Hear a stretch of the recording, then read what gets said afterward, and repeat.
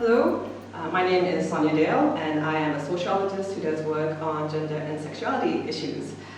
Today we'll be talking about gender. You can think of today's lecture as a sort of introduction to gender. We'll be discussing these issues over here. We'll start off by thinking about some current issues regarding gender today and that you might have heard about in the news. We'll start thinking about what gender is and how gender influences our lives. And we will end off by briefly discussing gender inequality. So there has been a lot of discussion in Japan about getting more women into work, creating work environments which are friendly for women, and also about the issue of childcare. This discussion hasn't just involved women, but also men. You might be familiar with the term ikumen, which refers to a man who is also actively involved at home with child work and also with housework. This discussion isn't limited to Japan. It's happening all around the world and also happening at different points in time. In the US, for example, paternity leave has become quite a big issue recently as well. Alexis Ohanian, who is a social venture capitalist and also the husband of the famous tennis star Serena Williams, made the news recently when he took 16 weeks of work to take care of his child. He has become a very vocal supporter of paternity leave and has actively worked to encourage companies and also the government to provide support for men who want to take care of their children. So the thing about gender is that it's not just about employment or childcare.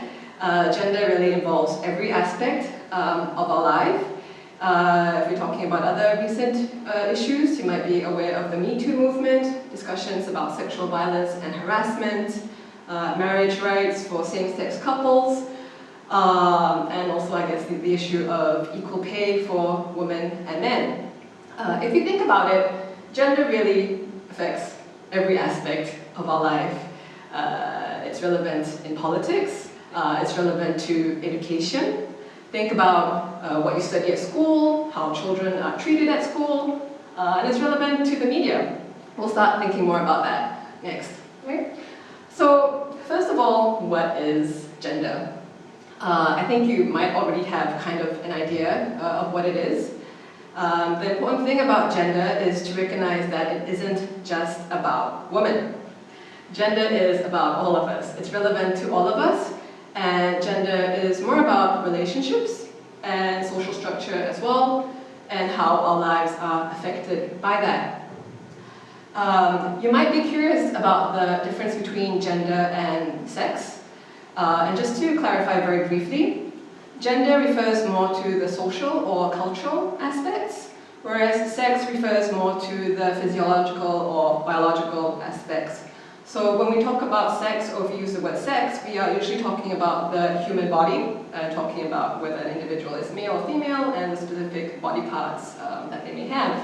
Whereas gender is more about the culture and society, things that are relevant to our everyday life. In this talk, I will be talking about gender, basically, and I will use the word gender mostly as such. Okay, so in thinking about gender, I guess the first thing I'd like you to think about is what happened when you were born, basically, right? So when we are born, we are all babies, we all start out in the same condition. And all individuals are assigned a gender when they are born, and this gender is either female or male. And it's here that I'd like to introduce a quote by the French philosopher Simone de Beauvoir, and she said that one is not born a woman, but one becomes a woman. Okay? And you can think of not just women here, but men also.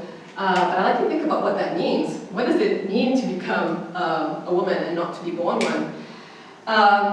What this means basically is that society really shapes our experiences in different ways. When you are born and you are assigned a gender as being male or female, that to a large extent determines the experiences that you will have in life, right? And as I mentioned at the beginning, this affects all aspects of life as well. You can think about work and how gender influences your work. And I'd like to introduce very briefly something called the M curve, which you might have heard about. This is going to be a very rough graph. So this is something like an M looks like, okay? So we've got two curves here. Not quite accurate, okay. Let's see, 10, maybe we'll just put 90 down here. Any idea what this curve could refer to? This curve, the M curve, is usually used to talk about the employment status of women in Japan. And this kind of circular curve is an example of the employment situation of women in Denmark, for example. So what happens in Japan is that a lot of women in their 20s, they quit their jobs. And you can think about the reasons for that. They quit their jobs and they only return to the workforce later on in life. Whereas in other countries, such as Denmark, women start working and they continue working until they want to retire. So there are cultural aspects here, but also definitely gender has a big role in how we work and the work opportunities that we have. Education is another issue. You can think about when you went to school, school uniforms, education, how boys and girls are treated differently at school. You can also think about language, for example. In English, you only have one first-person pronoun, which is I, but if you're thinking in Japanese, there are a number of different first-person pronouns, and which one you use also depends on your gender. How does language influence who you are, right? And what you feel you can say and how you think you can behave? And how is that determined by your gender? But gender can also be a big hurdle. It can be a wall for some of us.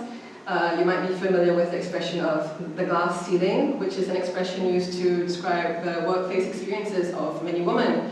No matter how hard they try, it's so difficult for them to go to the top. They just can't break that glass ceiling, and it's very difficult for them to get into a position of power at work. Okay?